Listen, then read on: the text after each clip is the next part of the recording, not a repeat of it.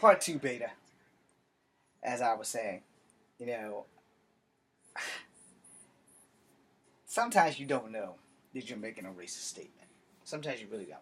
And a lot of people may have been making racist statements and not knowing that they made a racist statement. And I'm pointing this out because I know people who have made racist statements and they're not racist in the least bit. They just have no idea that they made a racist statement. Alright? I have been called chief for 3 years, and that's where I was at when I was interrupted by my mom on the cell phone. I went to work at 16 years old at Kegler's. I started working at 15 at Little Caesars. I didn't really have any racist things there, but I did have an incident with some guys that were living an alternative lifestyle.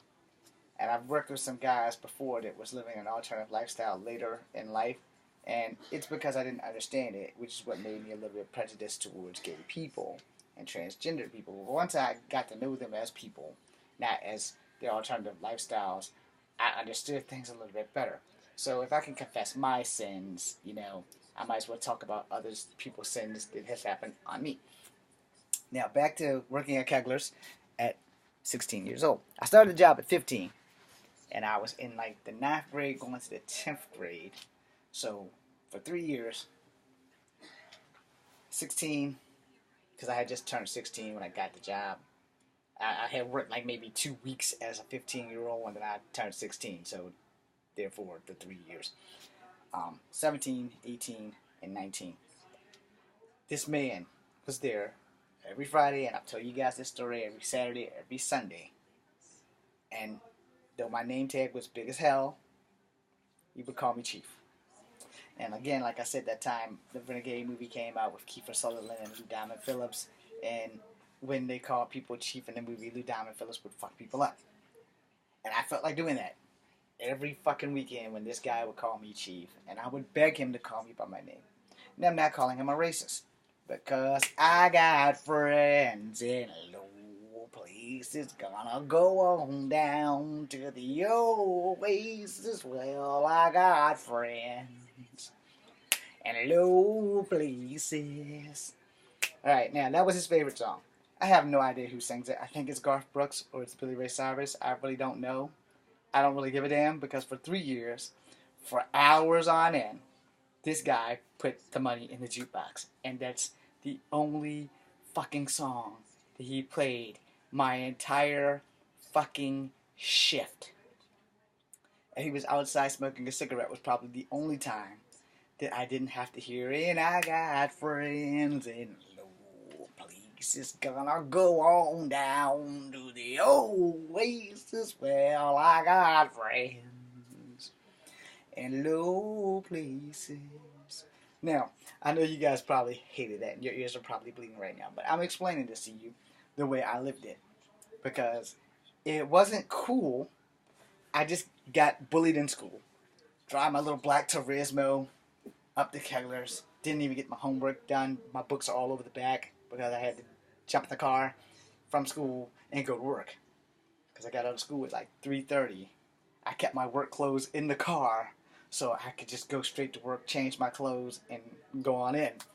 Well, this guy always showed up like an hour into my shift, and he never left. Ever.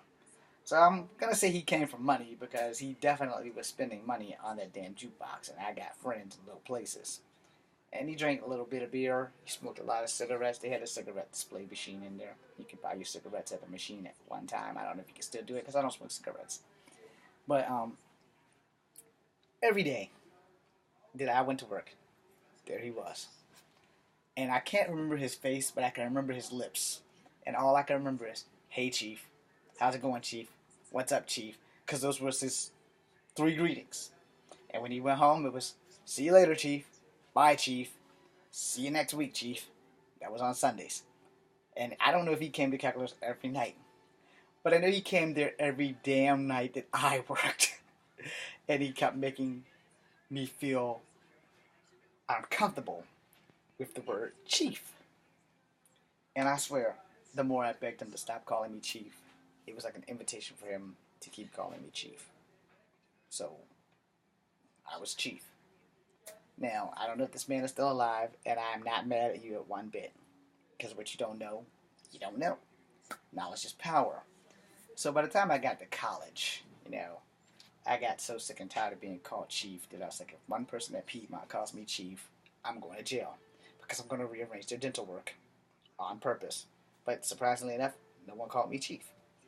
And then when I met my friend who gave me my independent lesson on Native Americans being Asian, I had a whole new world exposed to me.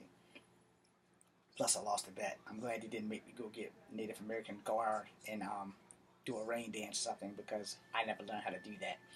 Anyway, so either way you slice it, I've had um, I've had issues with ethnicity. I've had issues with people giving me um, ethnicities of other ethnicities. I've been a Mexican, I've been a Filipino, I've been a Hawaiian, I've been all of it, and I'm okay with it because, the one thing that is for sure, and the one thing is for damn sure, is that as a person of multiculturalness, I blend right in. Like the time I took my mom down to Scottsville and she blended in with all those white people, and I couldn't find her, and I was panicking because I was like, Lord, I can't find my mama. She fits right in with these white people because my mom looks white. She's not white, but she looks white. And I've told you guys this story before. The thing is, if everybody racist stop trying to win this pissing contest, we may all actually pull through, and maybe the next generation, you millenniums or millennials or whatever the hell they're calling you, maybe you guys can pull the old generation's ways of finances and stuff and make that shit work and find a new generation way of ending racism. Because clearly, us Generation Xers, we're not doing a great job at it, especially with the people getting killed by you millennium age guys that are running people over with cars to make statements. Now, why did I say that? Because this whole thing was about racism and the death of Miss Heather Heyer. This is a loss of a life that did not need to be taken. This is a tragedy in the making that what you people who aren't from Charlottesville don't understand is that Charlottesville's always been a racist town. These rallies just made it okay to be outward racist. Now, 9 times out of 10, there are a lot of people who don't support racism, right? And unfortunately, I can't say if there's more or less of either side of that whole racist clusterfuck. But the problem is that we all need to take a step back and take a knee and understand why racism exists. So take a knee on racism like this. I'm James Williams Jr. This is Kung Fu Havoc 2. Just so that you can see, I'm taking a knee. Thank you for watching. Be seeing you.